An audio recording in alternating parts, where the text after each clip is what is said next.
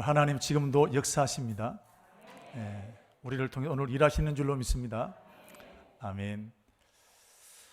그 사랑의 교회 옥하는 목사님이 계십니다. 아마 다 이름은 기억하실 텐데요. 평신도를 깨운다라는 유명한 책을 남겼는데, 제자훈련을 통해서 평신도를 하나님의 사역자로 세워나가는 그 일을 우리 한국교회에 맨 처음 도입을 했고, 이것이 전 한국교회로, 전 세계로 퍼져나가게 하는 업적을 남겼던 분입니다. 이 교회가 이제 제자훈련을 처음 시작했을 때 교인들이 목사님 드디어 시작하시는군요. 기다렸습니다. 그랬을까요? 목사님, 우리가 그래 안 해도 지금 신앙생활 잘하고 있는데 왜 귀찮게 해가지고 성경 외워야 되고 못 살겠습니다. 그런 사람들이 태반이었습니다. 그래서 교회를 떠나는 사람들까지 많이 생겼습니다. 제1기 제자훈련에 12명이 신청을 해서 하는데 한 3개월 교육 과정인데 12주를 다 지났는데 몇 명 남았을까요? 1명 남았습니다. 그 1명이 누굴까요? 도망 못 갈 사람, 목사님 사모님이었어요. 목사님은 실패하고 실패했습니다. 그러나 또 도전하고 도전했습니다. 얼마나 많은 눈물의 세월을 지났을까요? 얼마나 쏘가리를 많이 했을까요? 이런 과정을 지나고 난 다음 오늘날 한국교회에 제자훈련이라는 것이 깊이 뿌리가 내리게 되었습니다. 이 책을 보면 광인이라는 말이 나옵니다. 광인이 뜻이 뭘까요? 오늘 제목도 광인 엘리사인데 광인이 무슨 뜻일까요? 우리끼리 그냥 쉬운 말로 미친놈이다 이 말입니다. 자, 오늘 목사님이 제 평신도를 깨운다는 그 책을 읽어보면 한마디로 제자훈련에 미쳤다는 거예요. 생명을 걸었다는 뜻입니다. 그러니까 실패해도 또 도전하는 것입니다. 그런 정신으로 도전했기 때문에 오늘 제자훈련이 한국교회의 뿌리를 내리게 되었다는 것입니다. 제가 이 제자훈련 세미나에 참석하게 되었는데 많은 은혜를 받았습니다. 그리고 제가 이 말씀을 준비하면서 그때 들었던 말씀 중에 한 가지가 기억나는데 광인이라는 뜻입니다. 세미나 때 어떤 목사님들이 이렇게 질문합니다. 목사님, 제자훈련이 성공할 수 있었던 것은 강남이었고 서울이었고 목사님 교회는 대학 졸업생들이 많고, 그런데 제가 목회하는 곳은 시골입니다. 우리가 목회하는 곳은 연세 많으신 분들입니다.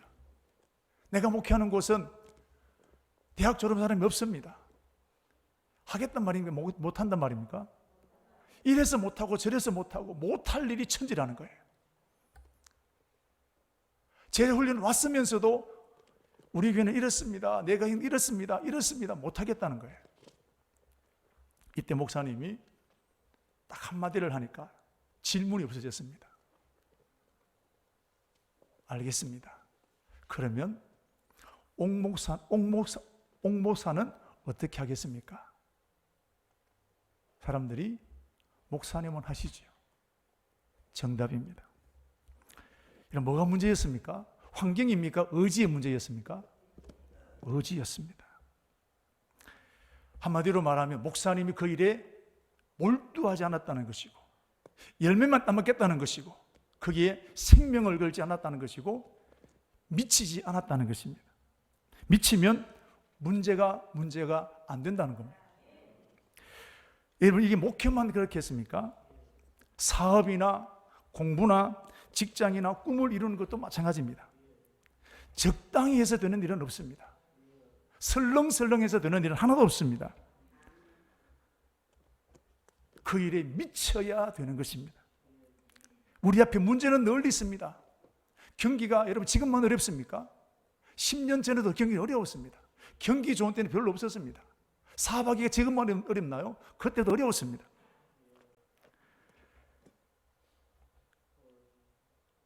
미치지 않으니까 자꾸 시대가 이렇게 되고 코로나 때문에 안 되어지게 되고, 그러나 여러분, 내가 미치면 문제가 안 되어지는 것입니다. 정주영이라는 회장은 현대그룹을 이룬 사람입니다. 한마디로 이분을 보면 사업에 미친 분입니다. 다른 사람들은 이런 이유를 들읍니다. 회장님, 현실성이 없습니다. 선진국도 못했던 일입니다. 선례가 없습니다. 못하는 이유를 늘 대는 겁니다. 그때 이 정 회장께서 하시는 말씀이 한마디입니다. 임자는 해봤어? 아무 말도 못합니다. 우리 잠깐 알아보겠습니다만은 서산방조제를 만들 때입니다. 물살이 얼마나 센지 흙을 갖다 놓으면 다 실려가는 겁니다. 그 직원들이 대학원을 나오고 사람들이 회장님 안 됩니다. 그때 이분이 했더니 하면 23톤 되는 저 유조선을 갖다가 중간에 딱 가로막는 겁니다. 누구도 생각지 못했던 일입니다. 그 정주영 공법이라고 합니다. 그래서 이걸 지금 다 해내는 겁니다. 미치면 길이 보이는 거예요. 미치지 않으니까 자꾸 핑계거리가 보이게 되는 것입니다. 이것은 바로 이것입니다. 목회가 되었던 사업이 되었던 우리가 원하는 하나 열매를 맺기까지는 거기에 미쳐야 되는 것입니다. 저는 목회하는 목사로서 목회에 미쳐야 되고, 사업하시는 여러분들은 사업에 미쳐야 되고, 여러분이 하는 그 일에 미쳐야 열매가 맺혀지게 되는 것입니다. 그러므로 시대나 환경을 탓하지 말고, 사람에게 불평하지 말고 그 일에 미쳐야 하는 것입니다. 미치면 길이 열리게 되는 것입니다. 오늘 본문도 바로 그런 내용입니다. 저는 오늘 이 본문을 개인적으로 굉장히 좋아합니다. 제가 이 부분을 가지고 여러 번 제가 설교했던 기억도 있습니다. 목사가 같은 본문으로 설교를 한다는 것은 굉장히 부담이 됩니다.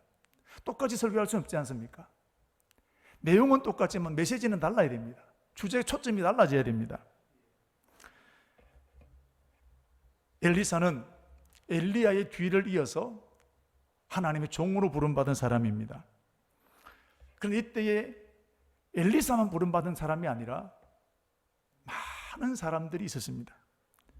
오늘 보시면 7절 말씀을 보시면 50명이 있었다 그랬습니다. 50명만 있는 게 아닙니다. 곳곳마다 신학교가 있었습니다. 그런데 엘리사만 쓰임받았다는 거예요. 똑같이 부름받아서 신학교 왔는데, 똑같이 목사 한 수 받았는데 왜 엘리사만 쓰임받았을까요? 집안이 좋은 집안이었을까요? 외국 유학 갔다 왔을까요? 열왕기상 19장 19절을 보게 되면 엘리사는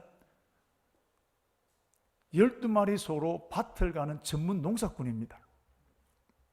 집안이 좋은 게 아닙니다. 학벌이 좋은 게 아닙니다. 그런데 엘리사만 쓰임받았습니다. 이유는 엘리사는 광인이었습니다. 미쳤습니다. 오늘 9절 말씀을 보시면 엘리사가 무엇에 미쳤는지를 볼 수 있습니다. 엘리사는, 자, 우리 9절 말씀을 보시면 이 끝에 이런 말이 나옵니다. 당신의 하시는 성령의 역사가 갑절이나 내게 있게 하소서 그랬습니다. 이 일에 미친 거예요.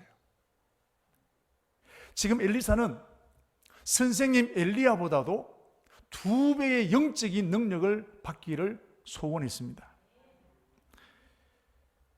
학생들이 공부를 열심히 하겠다, 사업하시는 분들 열심히 사업하겠다, 목회 열심히 하겠다, 그런 말하는 그런 정도가 아닙니다. 엘리사도 그냥 해본 말이 아니에요. 정말로 그 일에 생명을 건 겁니다. 여기에 자신의 모든 것을 바친 거예요. 미친 짓이 되어지는 겁니다. 그러면 엘리사가 왜 이렇게 미치게 되었느냐? 엘리사가 살았던 시대는 상상을 초월할 만큼 영적으로 타락했습니다. 엘리야 선지자 때보다 훨씬 더 타락했습니다. 엘리야 때를 보면 3년 6개월 동안 비가 내리지 않았지 않습니까? 범죄했기 때문에, 타락했기 때문에. 그런데 엘리사 때는 그것보다 훨씬 더 심한 가뭄이 들게 되었는데 6장 2절 말씀을 보시면 얼마나 굶주렸는지 나귀 머리 하나에 은 80세겔, 비둘기똥 4분의 1이 한 값에 은 5세겔이라고 그랬습니다. 쉽게 말하면 나귀 머리 하나에, 이거는 부정한 짐승을 못 먹는 겁니다. 이스라엘 사람들은 3,200만 원입니다. 지금으로 돈 따지면. 누가 그건 내 돈 사 먹겠습니까? 비둘기똥이라는 그 풀 하나에 200만 원이 된다는 겁니다. 어느 부자가 이러면 이거 사 먹을 수 있겠습니까? 이스라엘 나라 이것을 사 먹을 수 있는 부자가 얼마나 되겠습니까? 가난한 사람들은 어떻게 되겠습니까? 그래서 가난한 사람들은 6장 28절 29절 보면 자식을 삶아 먹어야 됩니다.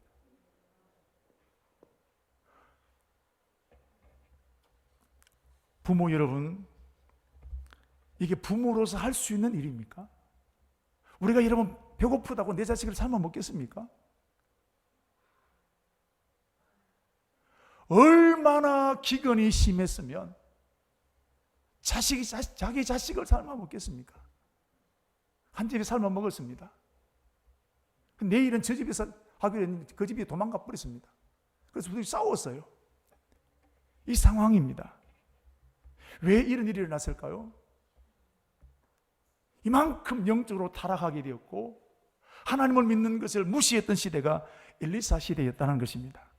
하나님이 심판하신 것입니다.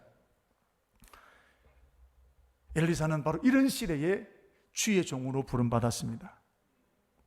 이 시대 가운데 하나님이 살아계신다. 이 시대에 하나님의 능력이다. 하나님이 살아계신 것을 보여줘야 되는 겁니다. 그런데 엘리사에게는 그런 능력이 없습니다. 그래서 포기했느냐? 엘리사는 어떻게 하든지 이 일을 감당하고 몸부림을 쳤습니다. 내게 맡겨진 일을 내가 좀 잘 감당하고 싶은데 용서도 되겠습니까? 노래 간다고 되겠습니까?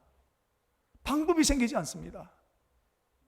몸부림을 치는 가운데 하나님 앞에 지혜를 구하는데 하나 깨닫게 되었습니다. 엘리야보다 내가 갑절의 영감을 얻으면 이 문제 해결하겠구나. 하나님이 지혜를 받게 되었습니다. 이 문제를 해결할 수 있는 것은 엘리야보다도 내가 2배의 영적인 힘을 받아야 이 문제를 해결할 수 있다고 깨닫게 되었습니다. 엘리야는 3년 6개월 동안 비 오지 않게 만들었던 선지자였고 비 오게 만들었던 선지자였고 하늘에 불을 내렸던 선지자입니다. 대단한 선지자입니다. 그런데 엘리사는 이 엘리야보다도 2배의 영적인 능력을 달라고 기도하는 겁니다. 흔히 하는 말로 엘리야 절반만 되어도 대단한 능력입니다. 그런데 그 절반이 아니라 2배의 영적인 힘을 달라고 지금 기도하는 겁니다.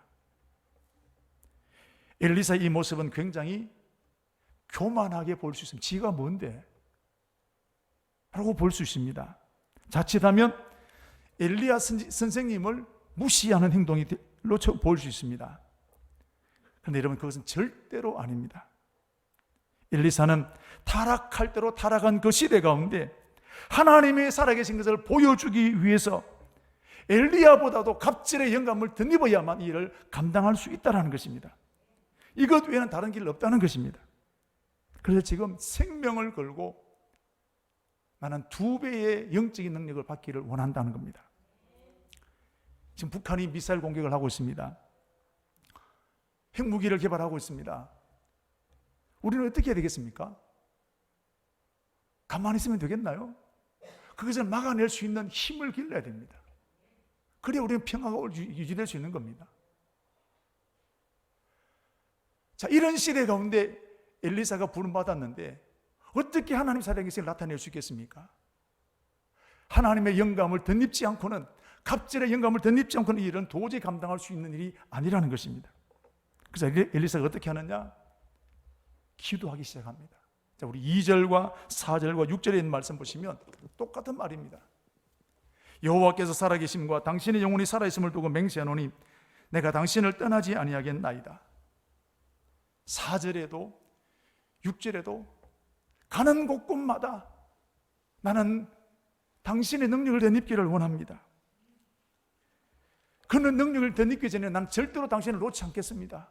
이때는 이제 엘리야라는 선지자가 하나님의 부르심을 듣고 성천할 때가 되었습니다. 내일 갈지 모레 갈지 모르는 겁니다. 그래서 가는 데마다 쫓아다니는 겁니다. 하는 말이 여호와께서 살아계심과 당신의 영혼이 살아있음을 두고 맹세하노니 나는 절대로 당신을 놓지 않겠다는 겁니다. 죽으면 죽었지 나는 절대로 당신 떠나지 않겠다는 겁니다. 갑질의 영감을 덧입기를 원하는 이 간절한 엘리사의 마음입니다. 엘리사의 눈에는 불이 켜져 있습니다. 가슴에 불이 있습니다. 어떻게 해서라도 난 이것을 반드시 이루어야 되겠다는 간절한 열망이 있습니다. 이건 미친 사람 아니면 이렇게 못하는 겁니다. 오늘 이 엘리사는 엘리야가 가지고 있던 그 갑질의 영감을 받기 위해서 얼마나 간절했는지를 보여주는 것입니다. 초등학교 운동에 꼴등한 친구가 있었습니다. 자존심이 팍 상했습니다. 그래서 내가 내년 운동회 때는 1등 해야지 결심을 했습니다. 누구나 꼴찌하면 이런 생각합니다. 그럼 문제는 실천을 못하는 겁니다. 하다 3일 만에 끝납니다. 이 학생은 집에서 가는 거리가 10리길 되는데 그 길을 넓은 길로 가지 않고 산길로 다니면서 학교까지 뛰어갔다가 하교할 때는 뛰어서 집으로 옵니다. 며칠 했을 것 같아요? 한 달 하다 끝냈을까요? 얼마나 이 친구가 자존심이 상했던지 1년을 했습니다. 다음 운동회 때 어떻게 됐을까요? 1등 했습니다. 공짜 없습니다, 여러분. 어쩌다가 되는 것 없습니다. 엘리사는 불가능하다고 포기한 게 아닙니다. 환경을 탓하고 불평한 것으로 사람 불평하고 끝내지 않았습니다. 어떻게 하든지 내게 맡기진 이 일, 하나님께서 맡기신 이 하나님 보여준 이 사명을 감당하기 위해서 몸부림을 쳤던 사람이 엘리야였습니다. 한마디로 미친 사람입니다. 광인이었습니다. 저는 오늘 말씀을 준비하면서 이 엘리사를 보면서 저를 보았습니다. 나에게는 과연 엘리사와 같은 마음이 있느냐? 하나님께서 내게 맡기신 이 청강교회를 향한 나는 과연 엘리사와 같은 마음이 있느냐? 저는 그냥 목회하면 되는 줄 알았습니다. 그냥 신방하고 설교하면 되는 줄 알았습니다. 착하게 하고 참고 목회하면 되는 줄 알았습니다. 그러나 엘리사를 보면서 제 안에 이게 없는 걸 알았습니다. 아, 내가 미치지 않았구나. 내가 생명을 걸지 않았구나. 목회에 미쳐야, 광인이 되어야 하는 것을, 그래야 열매가 맺힌다는 것을 비로소 깨닫게 되었습니다. 잘하지는 못하지만 생명을 걸어야 거기에 열매가 맺히는 겁니다. 그래서 저는 예배에 생명을 걸려고 합니다. 주일 예배. 여러분 앉아오지만 제가 제일 긴장하는 시간이 주일 예배 시간입니다. 여기에 여러분들 만날 수 있는, 우리 온 교인들을 만날 수 있는 시간이 이 시간 아니겠습니까? 저는 여기에 제 생명을 겁니다. 언제부턴가 제가 여러분 설교 마치고 난 다음에 기도하지 않습니까? 그 기도, 제 마음을 싣는 겁니다.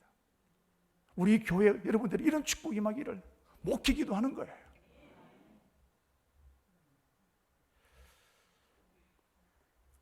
하나님의 영적인 부흥을 일으킨 사람들을 보니까 맡겨진 그 일에 미친 사람이었습니다. 광인이었다는 겁니다. 예레미야 20장 9절 말씀 보시면 예레미야는 이렇게 고백했습니다. 우리 같이 하면 읽도록 하겠습니다. 예레미야 20장 9절 말씀 없나요? 내가 다시는 여호와를 선포하지 아니하며 그 이름으로 말하지 아니하리라 하면 내 중심이 불붙는 것 같아서 골수에 사무치니 내가 답답하여 견딜 수 없습니다. 내가 입을 다물고 있으면 내가 못 견디겠다는 거예요. 엘리야는 한마디로 예레미야는 미친 사람이었습니다. 사도 바울도 마찬가지입니다. 사도행전 20장 24절 말씀 보시면 나의 달려갈 길과 주 예수께 받은 사명 곧 하나님의 은혜의 복음 증언하는 일을 마치려 하면은 나의 생명을 조금도 귀한 것으로 여기지 아니하노라. 생명까지 버리겠다는 겁니다. 그냥 목회하지 않았다는 겁니다. 그래서 사람들은 바울에게 당신 미쳤다 그랬습니다. 사도행전 26장 24절 바울아 네가 미쳤도다. 네 많은 학문이 너를 미치게 했다 그랬습니다. 이때 사도 바울이 뭐라 했을까요? 맞다. 너만 맞다. 내 말을 듣는 모든 사람도 다 이렇게 내가 결박된 것 외에는 나와 같이 되기를 원한다 그랬습니다. 나와 같이 예수에 미치기를 사도 바울은 바란다는 거예요. 바울은 이게 끝나지 않습니다. 자기 아들 같은 디모데가 목회를 합니다. 그 디모데에게 이렇게 목회하라고 했습니다. 디모데전서 4장 13절 말씀 보시면 내 마음을 쏟아라 그랬습니다. 적당하지 말라는 거예요. 눈가림을 하지 말라는 겁니다. 4장 15절 16절 말씀 보면 전심전력하라는 겁니다. 온 마음을 다 쏟아라는 겁니다. 이게 그렇게 목회하라는 거예요.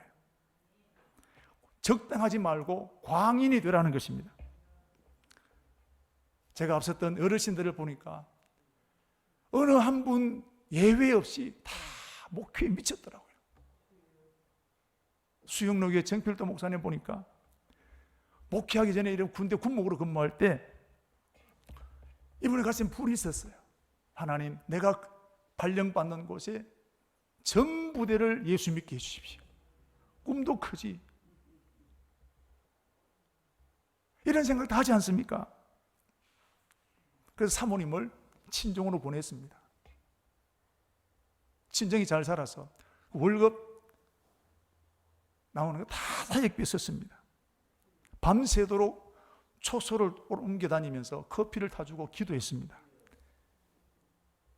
이게 이런 부대장이 무슨 이상한 놈이 생겨났다. 알아보니까 새로운 목사님이 그리 한다. 어느 날 별 2개 사단장이 교회를 방문했습니다. 예배 보니까 사람 몇 명 없거든요. 왜 이러냐? 사단장님 교회 안 옵니다. 걱정하지 마라. 내가 해줄게. 비상을 걸었습니다. 모든 사람 비상 걸어서 오늘 교회로 온다. 여러분 교회로 왔습니다. 간부들 소집해서 성경 공부 시켰습니다. 생명을 걸 때 믿지 않는 사람들이 움직여주는 거예요. 여러분 김영희 선교사라는 한 분이 있습니다. 이분 예수를 믿고 난 다음에 너무너무 좋아서 무소유로 살기로 결단했습니다. 말이 쉬워서 이런 무소유지. 아들, 딸 5명 있는 거 다 선교사로 헌신했습니다. 목사 아들, 목사 딸들 중에 목회할래, 사모할래 하면 우리 딸도 안 하려 하는데. 그런데 이 선교사님은 5남매를 다 선교사로 보냈습니다. 예수에 미쳤어요. 미치지 않고는 이렇게 할 수가 없단 말이에요. 기름피운 교수를 보십시오. 김지현 약사를 보십시오. 암에 투병하고 있으면서도 차별금지법을 막아내기 위해서 여러분 땡볕에 단식하고 삭발하게 되고 예수에 미치지 않으면 못하는 거예요. 여러분 정말로 미친 분이 있습니다. 그분은 바로 하나님이십니다. 하나님은 자기 아들 독생자를 죽이셨습니다. 그것도 가장 비참한 십자가에 죽이셨습니다. 이런 아버지가 어디 있나요? 미치지 않으면 이런 일을 할 수가 없습니다. 하나님이야말로 광인 중에 광인입니다. 하나님은 저와 여러분을 사랑하는 것에 미친 분이 하나님이십니다. 자기 아들보다 우리를 더 사랑하셨습니다. 그래서 독생자를 죽이신 것입니다. 이 정도로 하나님은 저와 여러분에게 미치셨습니다. 그 미친 사랑 때문에 저와 여러분들이 구원받고 영생했게 된 것입니다. 하나님이 세상을 이처럼 사랑하사 독생자를 주셨으니 저를 믿는 자마다 멸망하지 않고 영생을 얻게 하려 하심이라. 여러분 미치게 되면 문제가 문제 안 됩니다. 상처 주는 사람이 있어도 상처받지 않습니다. 하나님 우리를 사랑하시니까 십자가가 여러분 문제가 되었나요? 뛰어넘는 거예요.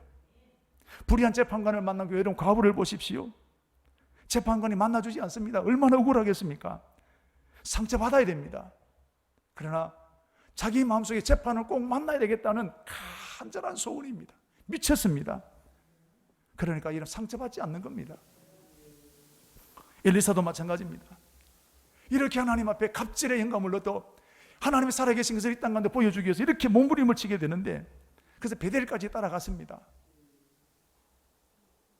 여기 가면 될 줄 알았는데 응답이 왔습니까?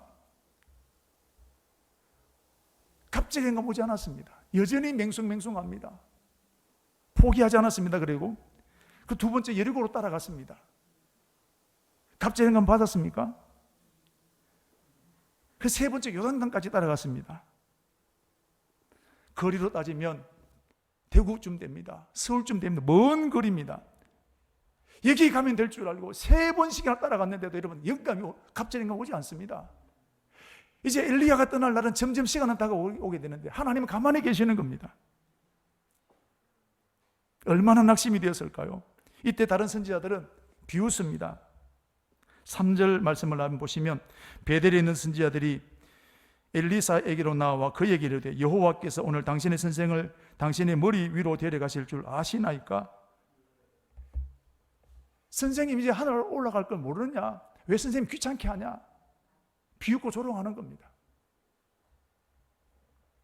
그런데 여러분, 엘리사가 상처받았습니까? 엘리사가 포기했습니까? 엘리사는 이 엘리야의 영적인 능력을 2배로 받기 위해서 좀 미쳐 있습니다. 그게 소원이 되었습니다. 미쳐 있으니까 여러분 문제가 문제 안 되는 거예요. 욕이 들려도 여러분이 상처받지 않는 것입니다. 근데 여러분, 미치지 않은 사람들을 보십시오. 자기 일도 안 하면서 미쳐 있는 사람들을 보고 니 왜 그러냐? 비웃고 조롱하는 겁니다. 여러분, 그게 그때만 그럴까요? 지금도 미친 사람은 자기 일에 열심히 최선을 다합니다. 그러나 미치지 않은 사람들이 자기 일도 안 하면서 저렇게 한다고 되겠냐? 그런 사람들이 많이 있습니다. 교회 안에 이런 사람 없을까요? 일도 하지 않으면서 이런 사람들이 교회 안에 들어 있단 말이죠. 저는 이 엘리사를 보면서 새롭게 결심을 했습니다. 세상은 미쳐가고 있습니다. 돈에 미쳐가고, 쾌락에 미쳐가고, 게임에 미쳐가게 되고, 음란에 미쳐가고 있습니다. 돈 되는 것이라면 사람 죽이는 것까지도 이런 서슴없이 하는 시대가 되었습니다. 우리 시대는 동성이 미쳐가고 있습니다.